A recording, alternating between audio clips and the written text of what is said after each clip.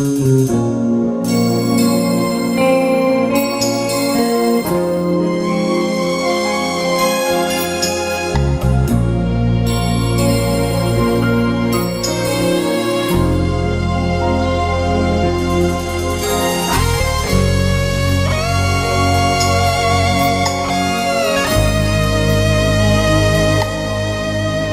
ក្យថាភ្លើងគឺក្តៅពីពិតទៅធម្មតាព្រោះធម្មជាតិតតែងបានចាភ្លើងឆាប់ឆេះរលត់ដែលត្រូវតឹងពេលណាភ្លើងតណ្ហាឆេះមិនរលត់ភ្លើងឆាប់ឆេះក្នុងចិត្តរឿងអតីតផ្លាស់ថ្មីបញ្ចប់រឿងបដូរតួឯងស្រីឯណាពីចរណៃបានស្បត់ស្បាយសំដីឆ្លើយមកថ្លៃអូនតួអ្វីទៅបងចិត្តស្រីណាដែលថាអន់ទ្រាំមិនក្តៅភ្លើងឆេះនៅររៀលក្នុងបេះដូងបងឆ្លើយប្រាប់យកទាំងពីរតាម្ដងស្ដាំពីបងដូចជាស្លាប់ទាំងរូបឬវៃត្រូវបញ្ចាំកណ្ដាលផ្លូវ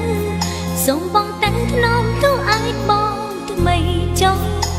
ព្រោះគេក្មេងហើយស្រងសាទប្រំប្រៃត្រូវចិនថ្លៃដែលជាប្រព្រានចិនសាវាទឹកភ្នែកអូនកក់ក្នុងអរាលឿនស្នេហាឆេងរស់ក្នុងដួងចិត្តស្រីបដូរតួឲ្យភ្លេចសន្យា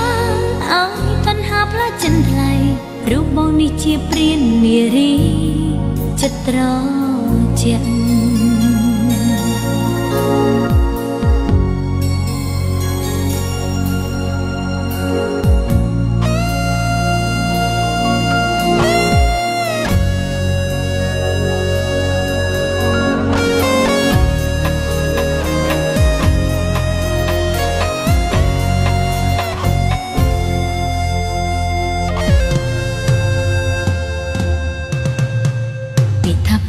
គឺក្តៅពីពិតទៅធម្មតាព្រោះធម្មជាតិតតែងបានចាភ្លើងឆាប់ឆេះរលត់ដែលត្រូវតឹងពេលណាភ្លើងតណ្ហាឆេះមិនរលត់ភ្លើងឆាប់ឆេះក្នុងចិត្តរឿងអតីតផ្លាស់ថ្មីបញ្ចប់រឿងបដូរតួឯស្រីឯណាពីចរណៃបានស្បត់ស្បាយសំដីឆ្លើយមកថ្លៃអូនតួអ្វីទៅបងចិត្តស្រីណាដែលថាអត់ទ្រាំមិនក្តៅ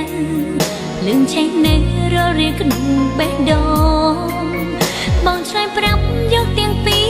តែម្ដងស្ដាប់ពីបងដូចជាស្លាប់ទាំងរូ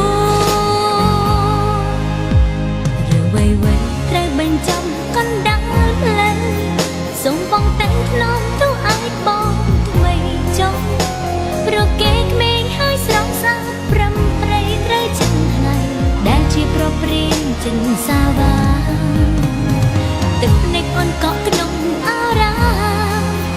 លឿនស្នេហាឆេងរស់ក្នុងដួងចិត្តស្រី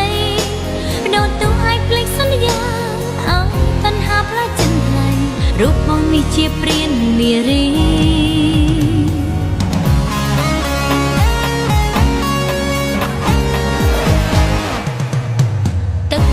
កក់ក្នុងអារាលឿនស្នេហា